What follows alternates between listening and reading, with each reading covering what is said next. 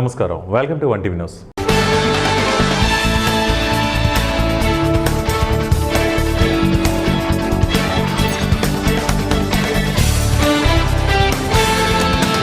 భారత communist party రాష్ట్ర వ్యాప్త పిలుపులో భాగంగా పెంచిన పెట్రోల్, డీజిల్, గ్యాస్ ధరలపై మంగళవారం భారత కమ్యూనిస్టు పార్టీ సిపిఐ రూరల్ సమితి ఆధ్వర్యంలో బైనపల్లి వద్ద రాస్తారోకో నిర్వహించారు.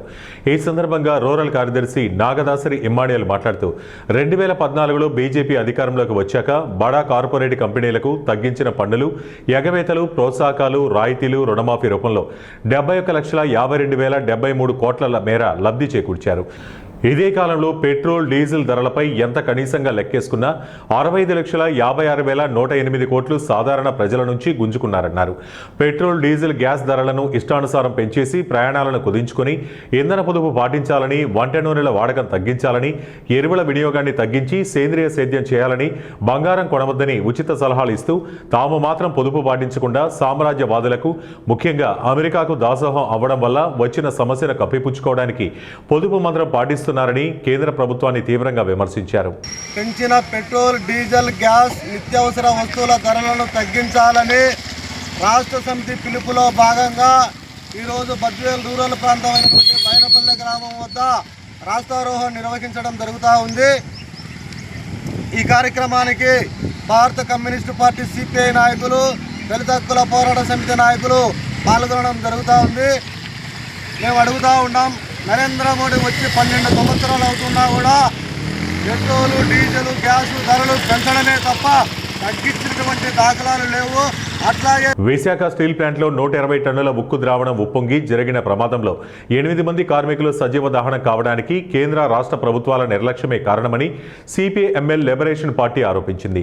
ఈ మేరకు బద్వేల్లోని సిపిఐ-ఎంఎల్ పార్టీ కార్యాలయంలో చంద్రశేఖర్ విలేకరుల సమావేశం ఏర్పాటు చేసి తీవ్రంగా మండిపడ్డారు.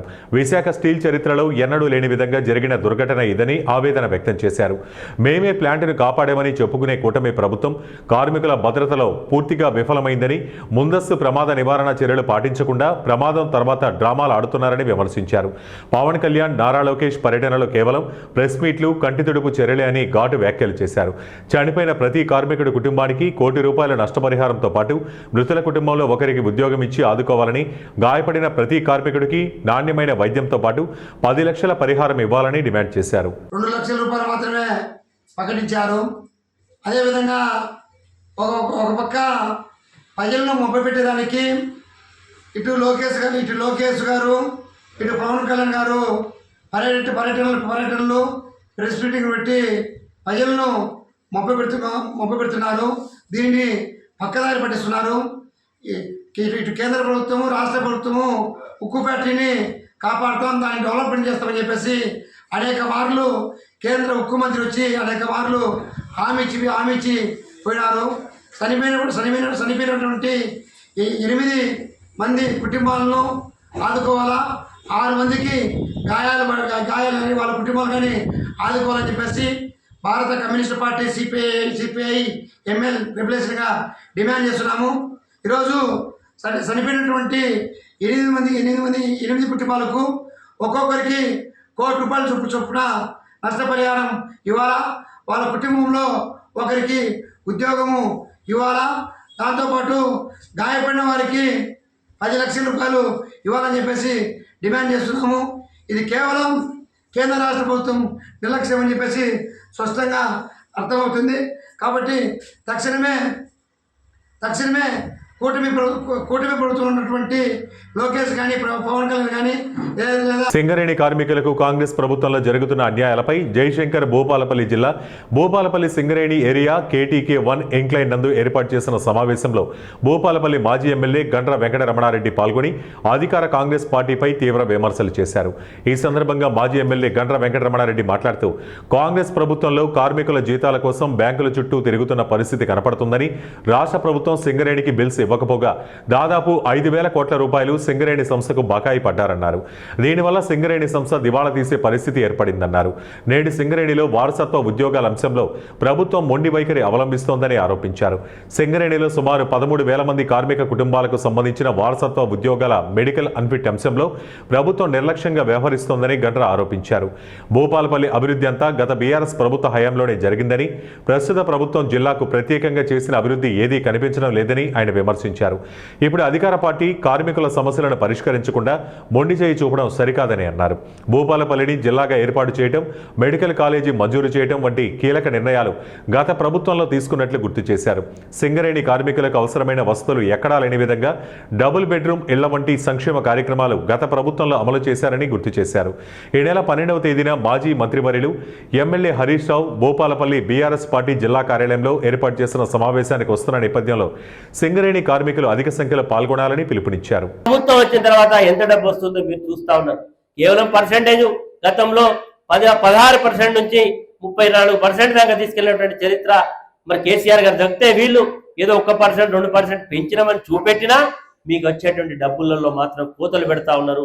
మొత్తం కూడా లెక్కలన్నీ కూడా గోల్మాల్ చేసేటువంటి ప్రయత్నాలు చేస్తా ఉన్నారు. ఈరోజు కోల్ యొక్క డిపాజిట్ చూపెట్టడంలో కూడా ఎన్నో మిలియన్ల బొగ్గు ఇక్కడ గ్రౌండ్ లో ఉందని చెప్పి చూపెట్టడం జరిగింది. అది ఒక పెద్ద మరి అవినీతి అనేటువంటి మాట కూడా మీ అందరికీ తెలుసు. కాబట్టి కార్మిక సోదరులారా, ఈరోజు కేసీఆర్ గారి నాయకత్వంలో ఉన్నప్పుడు ఏ రకమైనటువంటి హక్కులను పొందిందో, ఏ రకమైనటువంటి లాభాలు మీరు పొందిందో, కార్మికులకు ఒక మరి ఆత్మ గౌరవాన్ని ఇచ్చిందో అది ఈరోజు పూర్తిగా విఫలమయ్యేటువంటి పరిస్థితి ఉన్నది. కాబట్టి ఈరోజు గుర్తింపు సంఘ నాయకులు మరి జాతీయ సంఘాలని చెప్పుకునే వాళ్ళు వైఫల్యం చెందింది. కాబట్టి ఒకసారి తిరిగి పునరాలోచించాల్సినటువంటి సమయం మరి ఆసన్నమైందనే విషయాన్ని సందర్భంగా గుర్తు చేస్తా ఉన్నాం. అంతేకాదు ఈరోజు సమాజంలో మీరందరూ కూడా వ్యక్తులు ఉద్యోగరీత్యా సింగరేణి బావులలో పనిచేసినా ఈరోజు మీరందరూ కూడా తెలంగాణ రాష్ట్రంలో మనందరం కూడా కీలకమైనటువంటి వ్యక్తులు. ఈరోజు రాష్ట్ర పరిస్థితి ఎలా ఉన్నది, ముఖ్యమంత్రి గారి భాష ఎట్లా ఉన్నది, ఈరోజు రాష్ట్ర ప్రభుత్వం యొక్క పనితీరు ఎలా ఉన్నదో మనందరం కూడా ఒకసారి ఆలోచన చేయాలి. మరి గతంలో కాళేశ్వరం ప్రాజెక్టు కట్టి తెలంగాణ ప్రాంతానికి తాగునీటిని సాగునీటిని ఇచ్చి ఈరోజు అన్నపూర్ణ రాష్ట్రంగా అవతరించిన తర్వాత ఈరోజు కష్టపడి పండించినటువంటి ధాన్యాన్ని ఈరోజు ప్రభుత్వం కొనుగోలు చేయడంలో మీనమేషాలు లెక్కిస్తా ఉన్నది. ఈరోజు ఏం చెప్తా ఉన్నారు, మేము ఈరోజు వడ్లు కేంద్ర ప్రభుత్వం కొంటలేదు కాబట్టి మేమేం చేయాలని ముఖ్యమంత్రి అంటాడు. మరి ఈరోజు ముఖ్యమంత్రికి రైతులన్నా రైతు సమస్యలైనా పట్టింపు లేదనేటువంటి విషయం చాలా స్పష్టంగా కనబడతా ఉన్నది. కాబట్టి మిత్రులందరూ కూడా ఆలోచన చేయాలి. ఈరోజు సింగరేణి కార్మికులు ఉద్యోగం చేసినా మన ఊర్లో మనం అందరం కూడా మన పూర్వీకుల నుంచి వచ్చేటువంటి వృత్తే వ్యవసాయ వృత్తి. కాబట్టి వ్యవసాయ రంగం కూడా ఈ ప్రభుత్వంలో సంక్షోభంలో పడింది. ఈ విషయాన్ని కూడా మీరు ఆలోచన చేయాలి. ఈ రోజు ముఖ్యమంత్రి గారు నిన్నే చెప్పిండు, నాకు ఎవరై ఆదర్శం అంటే నాకు హిట్లర్ ఆదర్శం అని. మీ రోజు నయా హిట్లర్ ఈ రోజు రాష్ట్రాన్ని పరిపాలన చేస్తా ఉన్నాడు. ఆ రోజు హిట్లర్ యొక్క చర్యల వల్ల 2వ ప్రపంచ యుద్ధం రావడం, 2వ ప్రపంచ యుద్ధంలో కోట్లాది మంది అమాయకులైనటువంటి ప్రజలు వారి యొక్క ప్రాణాలను బలిగొనడం, చివరికి యుద్ధం ఓడిపోయే పరిస్థితి వచ్చినప్పుడు హిట్లర్ ఆత్మహత్య చేసుకొని చనిపోయినటువంటి సందర్భాలు మనం చూసినాం. ఈరోజు హిట్లర్ మన ముఖ్యమంత్రికి ఆదర్శమట.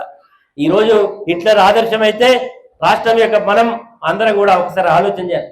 హిట్లర్ వారసున్నా మనం ఎన్నుకున్నది, మనం ఈరోజు హిట్లర్ పరిపాలన మనం కోరుకున్నది ప్రజాస్వామ్య పరిపాలన. హిట్లర్ అంటే ఒక నియంత, హిట్లర్ అంటే ఒక మరి హక్కులను అణిచేసేటువంటి వ్యక్తి. అలాంటి వ్యక్తి ఆదర్శమైతే భవిష్యత్తు తెలంగాణ పరిస్థితి ఒక ప్రశ్నార్థకంగా ఉండేటువంటి పరిస్థితి ఉంటుంది. కాబట్టి హిట్లర్ వారసులతో ప్రజాస్వామ్యబద్ధంగా పరిపాలన చేసే వాళ్ళే మనకు ముట్టనే పద్ధతిలో కార్మిక సోదరులందరూ కూడా ఆలోచన చేయాల్సినటువంటి అవసరం ఉందా లేదా మరి ఈ సందర్భంగా మిమ్మల్ని అందరినీ కూడా గుర్తు చేస్తా ఉన్నాం. అంతేకాదు మనందరం కూడా ఈరోజు భూపాలపల్లి 1987లో స్వర్గీయ ఎన్టీ రామారావు గారు ఈ ప్రాంతంలో బొగ్గు బండ్లకు శంకుస్థాపన చేసినప్పుడు భూపాలపల్లి యొక్క పరిస్థితి ఏ రకంగా ఉన్నదో సీనియర్ కార్మికులందరికీ తెలుసు. ఆనాడు చిన్న గ్రామ పంచాయతీ నుంచి ఈ రోజు ఒక జిల్లా స్థాయి వరకు ఎదగడానికి కారణం ఈనాటి మన మాజీ ముఖ్యమంత్రి కేసీఆర్ గారు.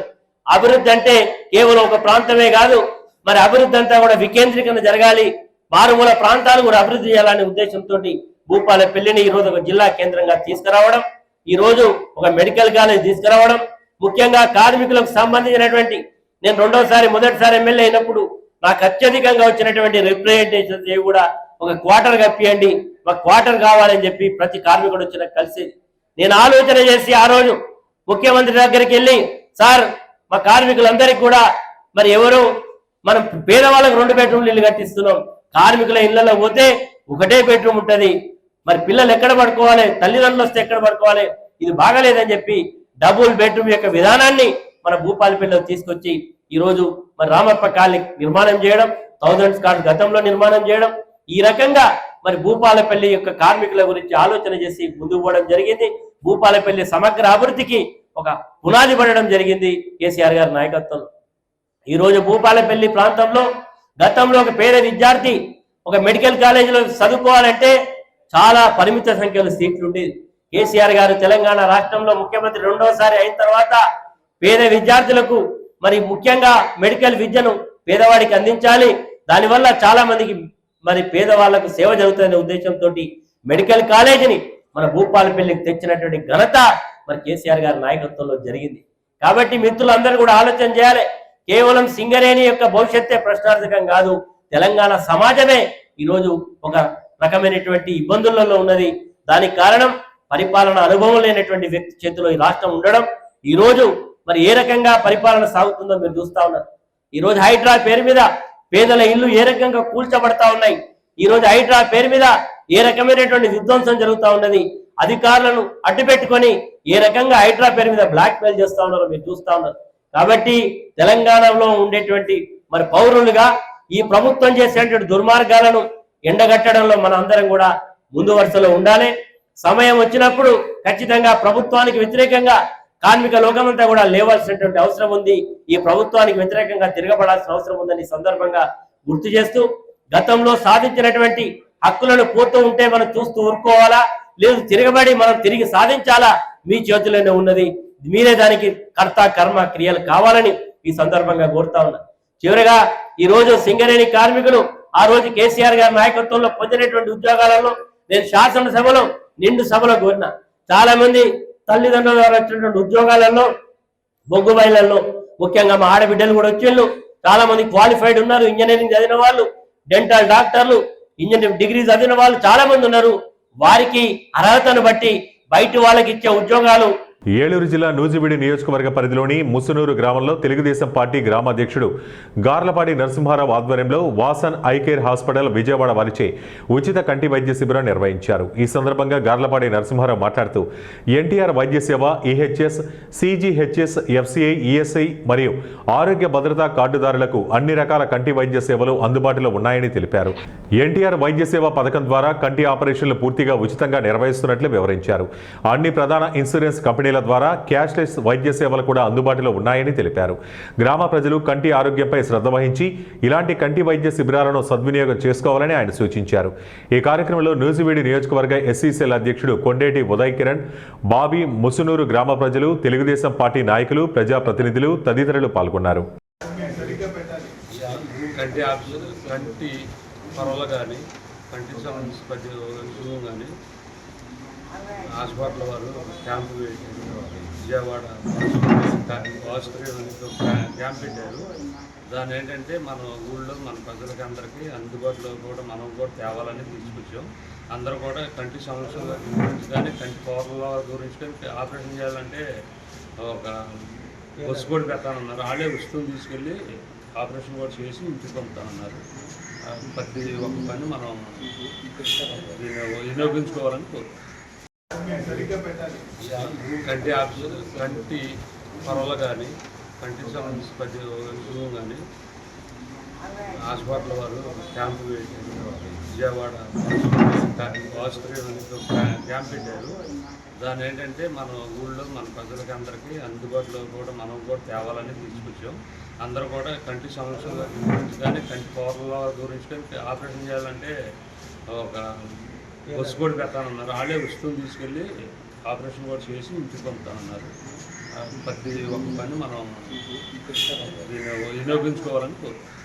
ఏలూరు జిల్లా నూజివీడి పట్టణంలోని స్థానిక చిన్న గాంధీ బొమ్మ సెంటర్లో కేంద్ర ప్రభుత్వం నిరంతరం పెంచుతున్న పెట్రోల్, డీజిల్, వంట గ్యాస్ ధరలను నిరసిస్తూ వామపక్ష పార్టీల ఆధ్వర్యంలో ధర్నా రాస్తారోకో కార్యక్రమం నిర్వహించారు. ఈ సందర్భంగా నాయకులు మాట్లాడుతూ కేంద్ర ప్రభుత్వ ప్రజా వ్యతిరేక విధానాల వల్ల సామాన్య మధ్యతరగతి ప్రజలపై తీవ్ర ఆర్థిక భారం పడుతోందని విమర్శించారు. ఇంధన ధరల పెరుగుదల కారణంగా నిత్యావసర వస్తువుల ధరలు కూడా పెరిగి ప్రజలు తీవ్ర ఇబ్బందులు ఎదుర్కొంటున్నారని ఆవేదన వ్యక్తం చేశారు. పెట్రోల్, డీజిల్, గ్యాస్ ధరలను వెంటనే తగ్గించాలని, ప్రజలపై భారంగా మారిన విధానాలను ఉపసంహరించుకోవాలని డిమాండ్ చేస్తూ కొంతసేపు రహదారిపై బైఠాయించి రాస్తారోకో నిర్వహించారు. ఈ కార్యక్రమంలో వామపక్ష పార్టీల నాయకులు, కార్యకర్తలు, ప్రజా సంఘాల ప్రతినిధులు మరియు పలువురు ప్రజలు పాల్గొన్నారు.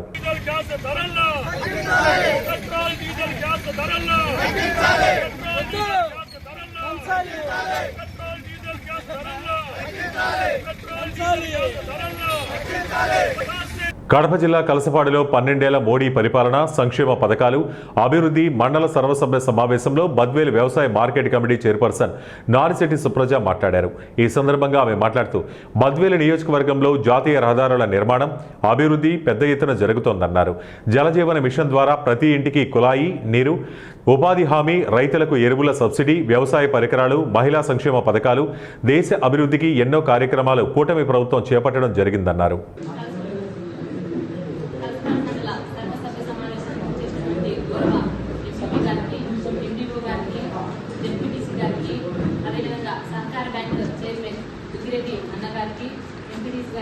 అధికారులకు, ప్రజాప్రతినిధులకి, ఇక్కడ ఉన్నటువంటి అందరికీ, మీడియా సోదరులకి అందరికీ కూడా నా నమస్కారములు. మొట్టమొదటిసారిగా ఈ కలసపాడు మండల సర్వసభ సమావేశానికి ఇక్కడ నేను రావడం జరిగింది. కూటమి ప్రభుత్వం ఏర్పడిన తర్వాత మన గౌరవ ప్రధాని నరేంద్ర మోడీ గారు, గౌరవ ముఖ్యమంత్రి చంద్రబాబు నాయుడు గారు, గౌరవ ఉప ముఖ్యమంత్రి పవన్ కళ్యాణ్ గారి ఆధ్వర్యంలో అనేక సంక్షేమ కార్యక్రమాలు ఏర్పాటు చేయడం జరిగింది. ఇవన్నీ కూడా అర్హులైనటువంటి ప్రజలందరికీ కూడా అందే విధంగా చేయాల్సిన బాధ్యత మన అందరిపైన ఉంది. ముఖ్యంగా రైతులకు మన కూటమి ప్రభుత్వ ఆధ్వర్యంలో ఈ అన్నదాత సుఖీభావ కానీ, పిఎం కిసాన్ కానీ, ఎరువుల సబ్సిడీ కానీ, అదేవిధంగా ఇప్పుడు ఇటువంటి పరికరాలు అనేవి సబ్సిడీ రూపంలో కూడా ఇవ్వడం జరుగుతుంది. ఇవన్నీ కూడా రైతులకి అందుబాటులో ఉన్నాయి. అదేవిధంగా 2019 జలజీవన్ మిషన్ ద్వారా ప్రతి గ్రామీణ ప్రాంతంలో ప్రతి ఇంటికి కూడా తాగునీటిని కూడా అందించడం జరుగుతుంది. మన ప్రధాని నరేంద్ర మోడీ గారు 12 సంవత్సరాల పరిపాలన కాలంలో ఆయన తీసుకున్న నిర్ణయాల ద్వారా ఈ రోజు ప్రపంచంలో మన దేశం అనేది అభివృద్ధి పథంలో ముందుకు తీసుకెళ్తుంది.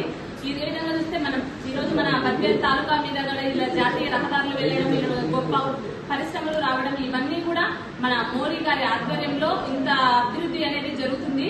మీరందరూ మనమందరం కూడా మన ప్రధాని నరేంద్ర మోడీ గారికి కూడా రుణపడి ఉండాలి. ఈ రోజు మన ప్రపంచ దేశాల్లో సంక్షోభానికి ఎదుర్కొంటుంటే మన దేశం ఇంత ప్రశాంతంగా ఉంది అంటే దానికి కారణము మన ప్రధాని నరేంద్ర మోడీ గారు. అదేవిధంగా మహిళలకు 33% రిజర్వేషన్ తీసుకురావాలని కూడా ఆయన ప్రయత్నించారు. అది కూడా తొందరలో నెరవేరుతుంది. మన ప్రధాని నరేంద్ర మోడీ గారు మహిళల అభ్యున్నతి కోసం నిరంతరం కృషి చేస్తారని తెలియజేస్తూ ఈ అవకాశం ఇచ్చినటువంటి పెద్దలందరికీ నా నమస్కారం. మార్కాపురం జిల్లా దోర్నాల మండలం కొత్తూరు గ్రామంలో పోల సుబ్బయ్య వెలిగొండ ప్రాజెక్టు నిర్మాణంలో రెండో సొరంగం తవ్వేందుకు వినియోగించిన టన్నెల్, బోరింగ్ యంత్రం తొలగింపు పనులను ప్రారంభించారు. ప్రాజెక్టులోని నల్లమల సాగర్కు కృష్ణా జలాలు తరలించేందుకు నల్లమల గర్భంలో 2 సమాంతర సొరంగాలను కొత్తూరు సమీపంలో నిర్మించారు. తొలి సొరంగం 7 మీటర్ల వ్యాసం, రెండో సొరంగం 9.2 మీటర్ల వ్యాసంతో నిర్మించారు. ఆ పనులు నల్లమల అభయారణ్యంలో చేయాల్సి ఉంది. వన్యప్రాణి సంరక్షణ, పర్యావరణ నిబంధనల సొరంగాల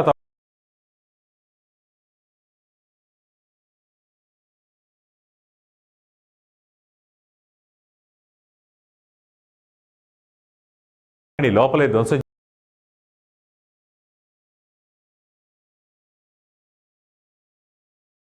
ఉన్న టీబీఎంను బయటికి తెచ్చే పనిని ప్రత్యేక నిపుణులకు అప్పగించారు. 175 మీటర్ల పొడవు, 1000 టన్నుల బరువు ఉండే ఈ యంత్రానికి ఉండే విడి భాగాలను తొలచే పని చేపట్టారు. దాని వెనక వైపు నుంచి ఒక్కో భాగాన్ని వెల్డింగ్తో తొలగిస్తున్నారు. అనంతరం ఆ భాగాలను టిప్పర్లో తెస్తున్నారు. పనిని 2 నెలల్లో పూర్తి చేయాలని ప్రభుత్వం ఆదేశించింది. ఆ దిశగా పనులు వేయిస్తున్నామని ఇంజనీరింగ్ అధికారులు చెబుతున్నారు. టీబీఎంలో ఉండే కట్టర్ హెడ్ను ముక్కలుగా చేసి ఆ ప్రాంతంలోనే పూడ్చనున్నారు. ఈ పని పూర్తయితేనే రెండో సొరంగంలో కృష్ణా జలాలు ప్రవహించే అవకాశం ఉంటుంది.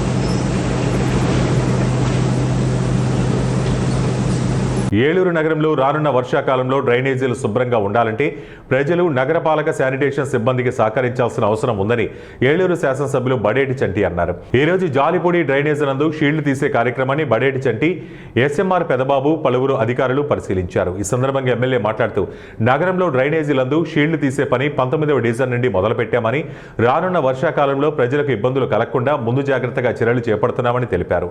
ప్రజలు డ్రైనేజీలలో చెత్తా చెదారం వేయకుండా చెత్త బుట్టల్లో వేయాలని, శానిటేషన్ సిబ్బంది తీసుకెళ్తారని, ప్రజలంతా మురుగు కాలువల్లో చెత్తను వేయవద్దని ఎమ్మెల్యే సూచించారు. ఈ కార్యక్రమానికి ప్రజలు సహకరించాలని, ప్రజల సహకారం ఉంటే ఎటువంటి విజయాన్ని అయినా సాధించగలమని ఎమ్మెల్యే తెలియజేశారు. అందరికీ నమస్కారం. రానున్న వర్షాకాలాన్ని దృష్టిలో పెట్టుకుని మరి ఏలూరు నియోజకవర్గంలో ఎక్కడా కూడా వర్షపు నీరు నిల్వ ఉండకూడదన్న ఉద్దేశంతో గత 20 రోజులుగా మరి కార్పొరేషన్ ఆధ్వర్యంలో అధికారులు కానీ, గౌరవ మేయర్ గారు కానీ, కార్పొరేటర్లు కానీ అందరితో సమన్వయం చేసుకుంటూ ఎక్కడైతే నీళ్లు నిలవడానికి అవకాశం ఉన్నాయో ఆ డ్రైన్ల పూడిక తీత అనేది నిరంతరంగా జరుగుతుంది. గత 20 రోజులుగా కొన్ని చోట్ల మిషన్తో, కొన్ని చోట్ల గ్యాంగ్మెన్తో అన్నీ కూడా చేస్తూ అవన్నీ కూడా పర్యవేక్షించడం జరుగుతుంది. మొదటగా ఏదైతే 19వ డివిజన్లో ప్రారంభించడం జరిగిందో ఆ తర్వాత 2-3 డివిజన్లు విజిట్ చేయడం జరిగింది. ఈ రోజున ఏదైతే జాలిపూడి డ్రైన్ దగ్గర మరి బాగా షిల్ట్ ఏదైతే ఎక్కువగా ఉందనుకున్నారో వ్యర్థాలన్నీ కూడా మరి ఆ డ్రైన్లో వేసేయడం వల్ల అక్కడ ఎక్కువగా నిల్వ ఉండిపోవటం, మరి చుట్టుపక్కల వాళ్ళకే మరి వాసన కూడా వచ్చి ఆ వాసన కూడా పేల్చిన పరిస్థితిలో ఉన్నారు. అవన్నీ విజువల్స్లో మీరు అందరూ కూడా చూస్తున్నారు.